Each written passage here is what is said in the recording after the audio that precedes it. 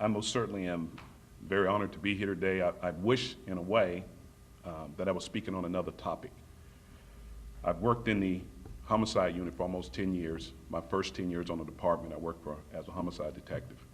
And I've made a number of death notifications, and they're very, very, very tough to do.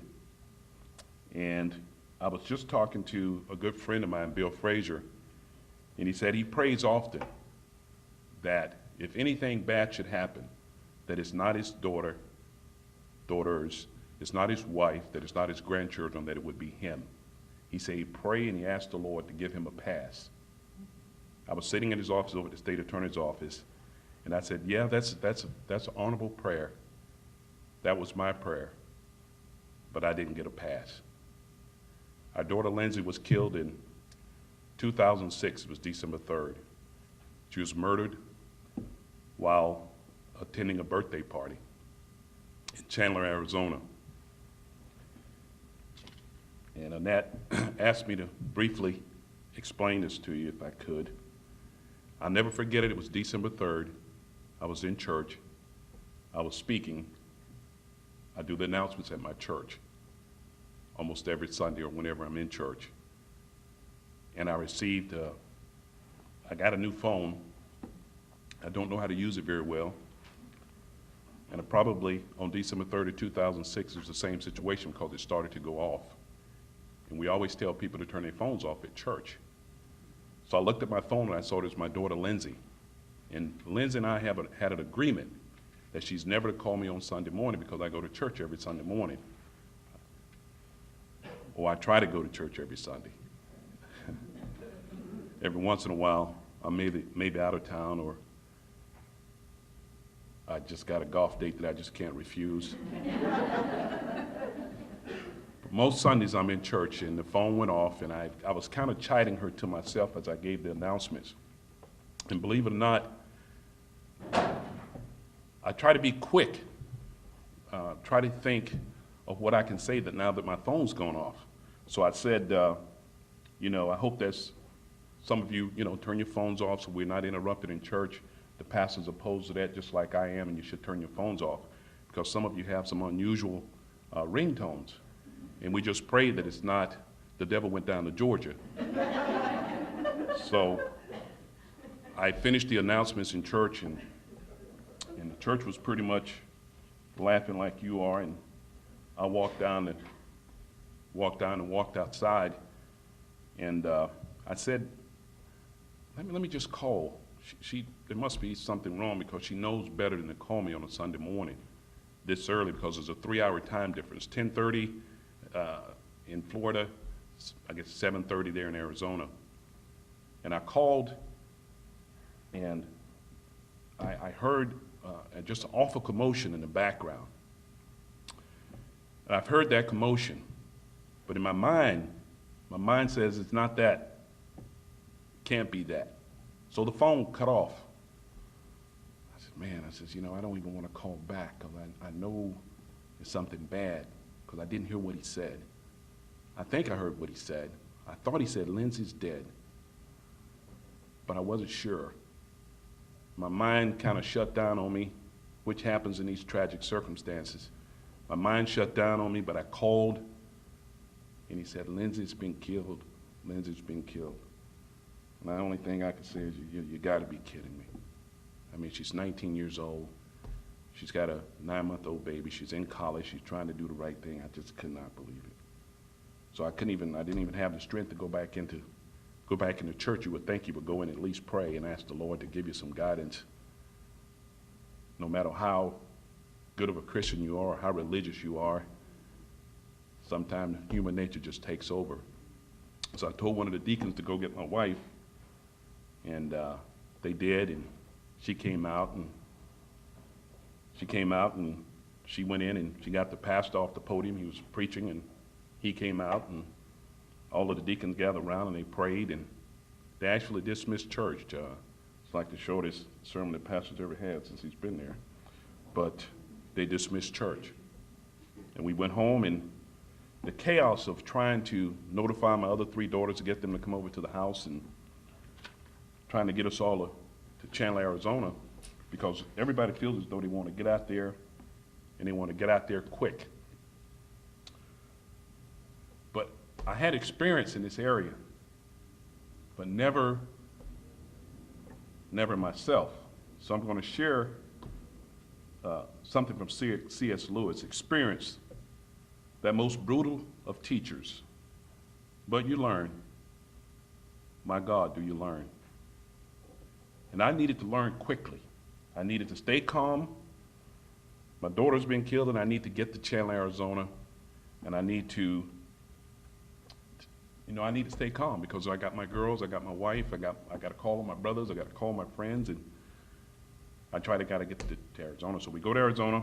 Well, we get everybody notified, and folks come over to my house, and I got some good friends. They came over, and of course, if you're a victim advocate, I want to share something with you. Don't ever, ever go to someone's house and tell them that you know how they feel. Don't ever do that. I wouldn't even do it. And I've got a good idea how they feel, but I wouldn't know how they feel. So as my friends came over, I thought of this. I don't know how I thought of it. Sometimes I have a moment of genius, but this might have been one of them.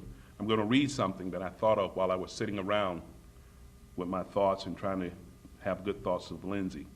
It's easy to be a friend from afar off, but blessed is a friend that comes to share grief up close.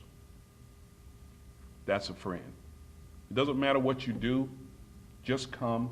Whether you sit in the corner, sometimes that's the best thing to do, just sit over in the corner. If they need something, you do it for them. So we got out to Phoenix. My family, my brother and his wife, my two brothers and their wives, and we managed to get out there, and I really just never thought about what happened. I didn't really want to know all the details, but we went over to the scene where she was killed. And then I just had to go back over there, and then we have to go to the funeral home and all that stuff. But I was thinking when we went back over to the scene, it's 5 guys it was a drive-by shooting, and she was killed instantly. She was shot with a .223. She was shot from me to the cameraman, if not closer, in the back of the room. I'm thinking to myself, why? Why? She's never done anything to anybody that I know about. She's always been just an awesome, awesome kid. And most of us probably say that about our children. But when Lindsay was born, I always said to Lindsay, always, and I'll tell you the last Christmas gift that I received from Lindsay. I'd always tell Lindsay, you are the most beautiful girl in the world. I would tell her that. And then when she started to learn how to talk, I would say, Lindsay, you're the most beautiful girl in the world. And then I changed it a little bit. I'd say, Lindsay, who's the most beautiful girl in the world? And she'd say, me. And we had that relationship. And the last Christmas gift that Lindsay sent me, she's now 18 years old. The last Christmas gift, I got it. I was going to bring it, but I couldn't get it off the shelf. I was just flustered this morning. She says, in short, she says, from Lindsay, also known as Lindsay Bell, the most beautiful girl in the world. And she remembered that. My daughter remembered that. So then we start this whole trial thing, and the guys were arrested about 2 years later. They were arrested, and then what starts is the criminal justice system, as Colonel Storms was talking about, that we all participate in. I'm a part of the system. I understand the system. But man, does it beat you down when you're a victim. I got more subpoenas, more delays. I go to Phoenix since '06. I can't even tell you how many times I've been to Phoenix. I met with the victims. I met with the witnesses. This is a gang-related shooting. I went to some of the witnesses' house who was at this party. It's not in a good part of town. But I felt it was necessary that I go meet with these witnesses and explain to them the importance of standing up and doing what was right. I went to a gang member's house who just happened to be, her brothers was involved in this gang, and they were having a fish fry, and they offered me something to eat. I was trying to be polite, and I really didn't want to, but I figured I'd get something to drink. That was the safest thing to do. And I met with a young lady, and she's all tattooed up, and not that I'm opposed to tattoos, but she's in a gang, and she's got some tattoos someplace that I don't think ladies should have them. And I said, listen, let me explain something to you, just so we're clear. If it was your brother or your sister, I would drive my car from Florida, which is 37 hours, and testify in a court hearing for your brother, who I don't know or never met, because I would do the right thing. Because that's what I do. I always do the right thing in my life, and I would do that for your brother. So I met with each witness. And I did that in maybe 10, because the trial was set for 10. Then it was set for 11.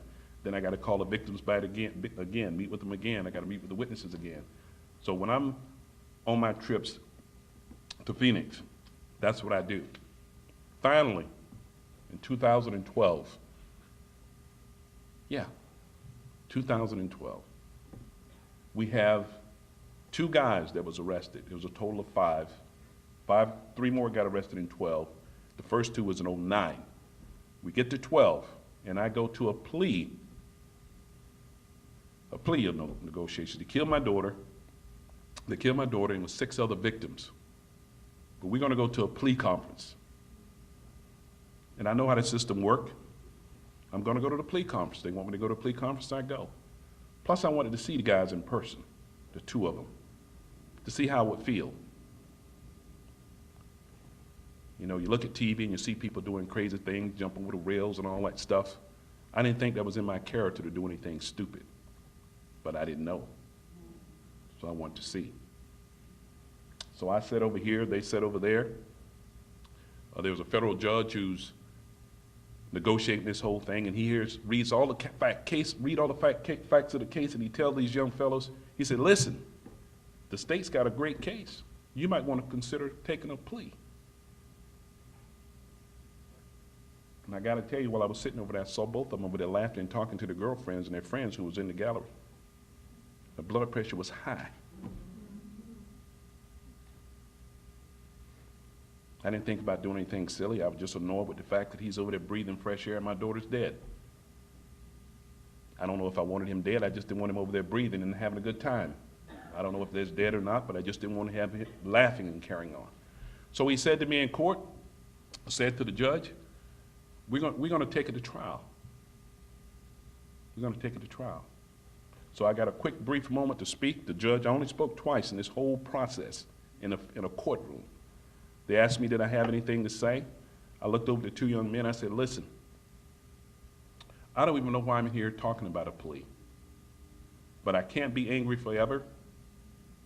It's a legitimate plea. Why don't you take the 25 years to life and be done with it? I said, because I believe you're guilty. I said, but if you want a trial, you'll have a trial. And I said, then you're going to get life. You're going to be out of gas. And I have no mercy, because I don't care what happens to you after then. And that was the last time I spoke to him in that forum. And then January of 2013, 21st, they picked a jury, the trial started. 3-week trial.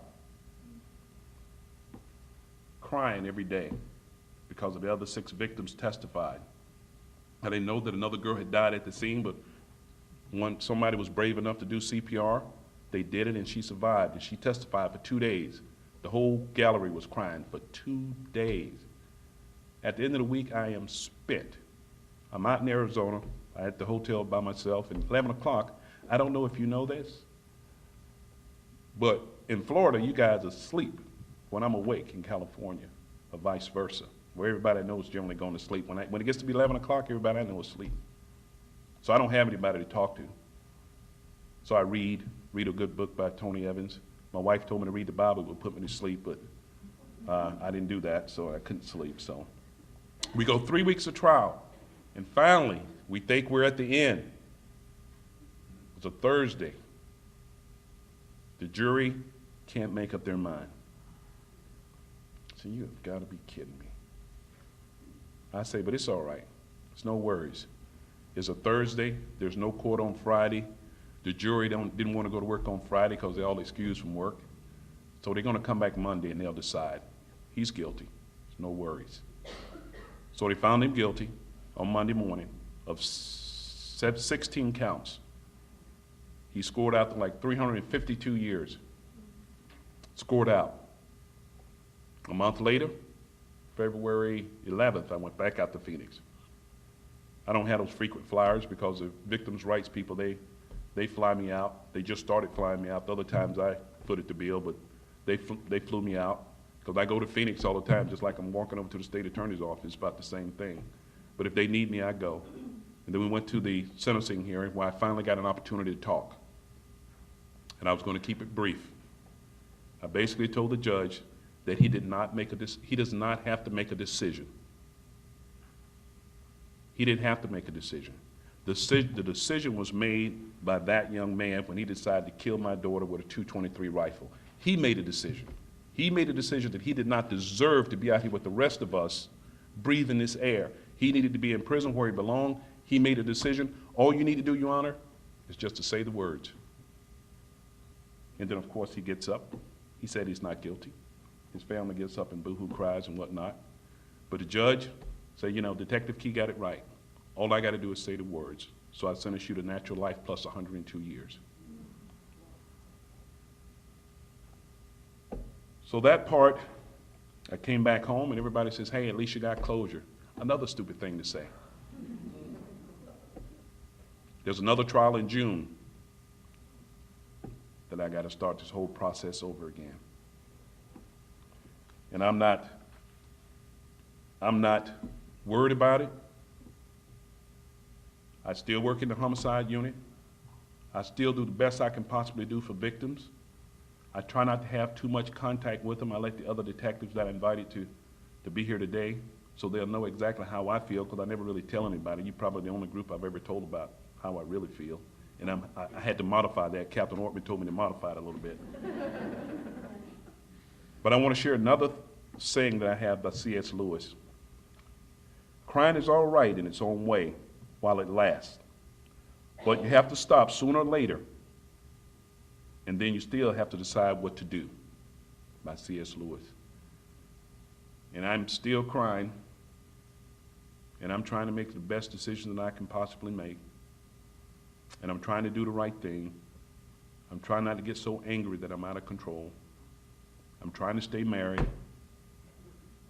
Yeah, you laugh, but it's hard. Because the only thing I'm concerned about really most days is just getting through the day. Trying to do the best I can for my family, for my wife, and the victims. I love coming to work. I do. I'd work every day. Because when I'm working, I don't have to think about my own problems. I can just deal with everybody else's. And it gives me great pleasure to help people with their problems. It's kind of odd. At the end of the day, I still got mine. But I did spend a good 8 hours trying to help other people, and that's really what I want to do. That's all I want to do. And I appreciate all of you for doing what you do. And hopefully, you've learned one or two things about when you deal with victims, like me, and what to say and what not to say. And I just pray that you will continue to do the good job that you're doing, have the great understanding and compassion that you have for your jobs, and God bless you.